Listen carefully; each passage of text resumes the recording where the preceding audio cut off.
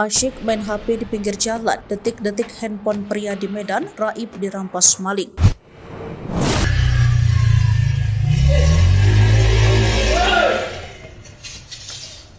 Sebuah video memperlihatkan detik-detik maling beraksi menjamret HP seorang pria viral di media sosial. HP pria tersebut dijamret saat korban tengah asyik memainkan gadgetnya di pinggir jalan.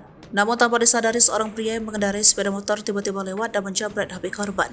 Peristiwa pria jadi korban penjamretan tersebut terjadi di Jalan Wahidin, Kota Medan pada Selasa, 11 Desember 2023. Aksi penjamretan tersebut terekam CCTV rumah warga dan kini rekaman itu beredar luas di media sosial, salah satunya Instagram. Video viral detik-detik pemotor merampas handphone seorang pria di pinggir jalan di Kota Medan, Jalan Wahidin. Isi narasi dalam keterangan unggahan itu. Dalam video berdurasi singkat tersebut tampak suasana di jalanan sepi dari warga. Di sana hanya ada beberapa mobil yang terparkir. Di sebelah salah satu mobil tersebut tampak seorang pria mengenakan kaos